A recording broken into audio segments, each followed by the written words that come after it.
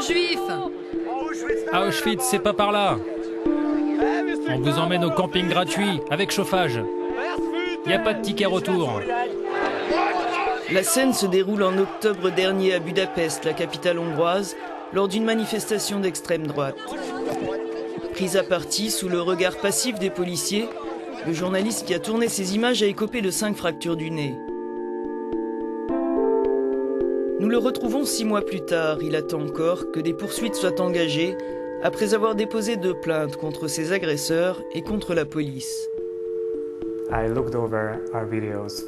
J'ai visionné nos vidéos de ces dernières années. Avant, quand ils scandaient des slogans antisémites ou anti-tziganes, ils le faisaient un peu plus à mots couverts.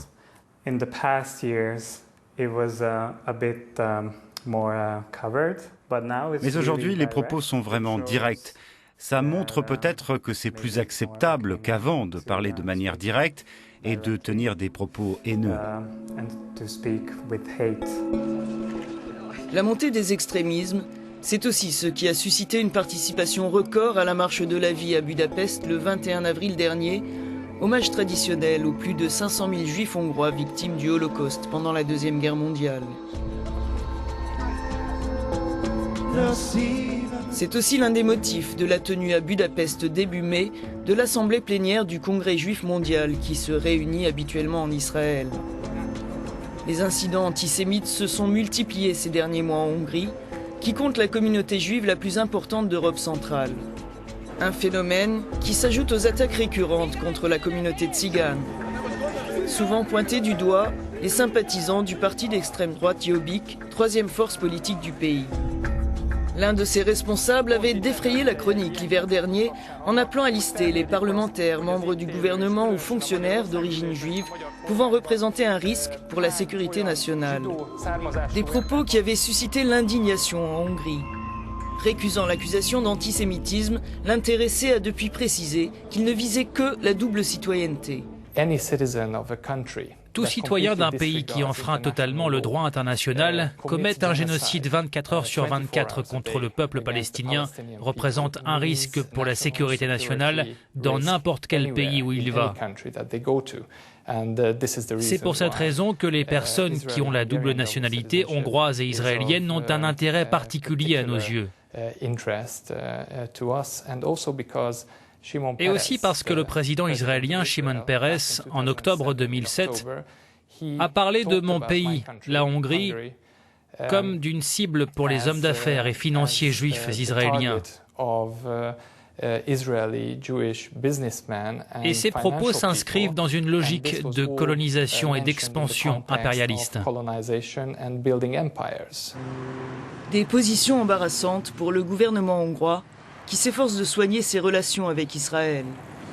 Au-delà de considérations politiques, les mesures contre le racisme et l'antisémitisme seront renforcées, assure le porte-parole du Parlement hongrois, où de nouvelles règles ont été instaurées. Récemment, nous avons renforcé nos moyens de lutte contre les discours haineux grâce au 4e amendement de la Constitution. Désormais, on peut interrompre un député dont les propos portent atteinte à la dignité du Parlement, à d'autres personnes ou à des groupes de personnes. On peut aussi obliger un député à quitter une séance. La 3e mesure prévoit des sanctions financières.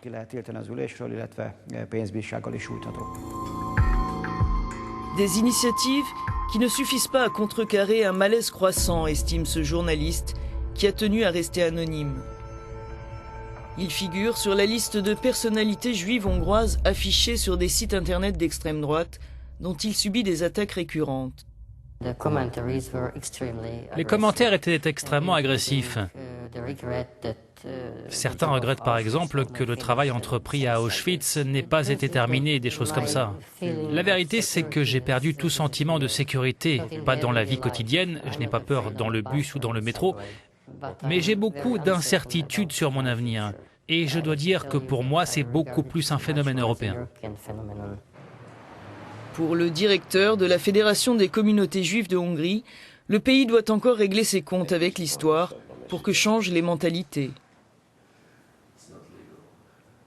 En Hongrie, on ne s'est pas confronté à notre passé comme ils l'ont fait en Allemagne. Il y a des choses qui ne peuvent pas être réglées avec des lois. Le plus important, c'est que les choses soient claires dans la tête des gens et de dire tout ce qui s'est passé. La seule chose qui peut nous aider, c'est l'éducation des jeunes. De récentes recommandations du ministère de l'Éducation qui préconisent par exemple l'ajout d'auteurs connus pour leur position antisémite pendant la guerre dans le cursus scolaire ont suscité des protestations. Une suggestion et non une obligation qui pour le directeur de ce lycée de Budapest n'est pourtant pas neutre. La secrétaire d'État à l'éducation, quand elle a présenté son nouveau plan pour l'éducation, a dit que l'un des objectifs serait de renforcer l'identification nationale. On peut dire clairement que ces auteurs ne sont pas des écrivains majeurs. C'est pour ça qu'on peut penser que c'est pour des raisons idéologiques et politiques qu'ils ont été proposés.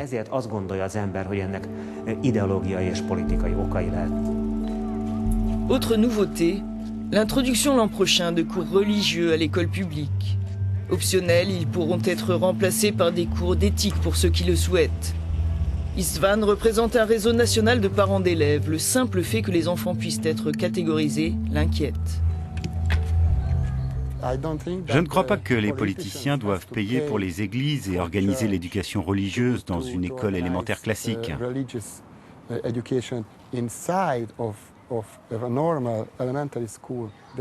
La Seconde Guerre mondiale a été un choc pour nous tous. Aujourd'hui encore, de nombreux enfants et personnes âgées ne veulent pas dire quelle est leur religion.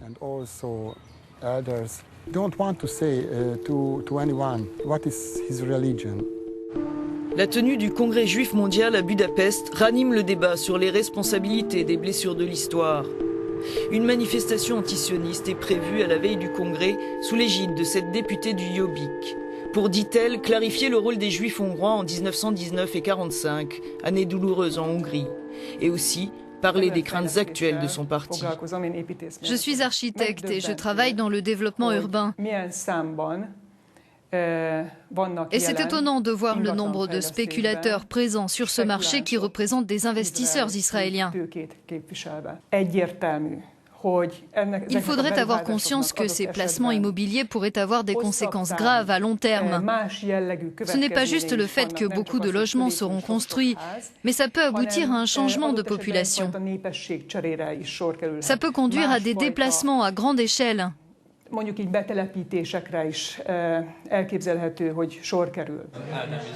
Au sein de l'association juive Marom, ces jeunes s'efforcent de leur côté de créer des ponts entre les diverses composantes de la société hongroise à travers des activités culturelles. Une façon de lutter contre toutes les exclusions que la crise n'a fait qu'exacerber en Hongrie.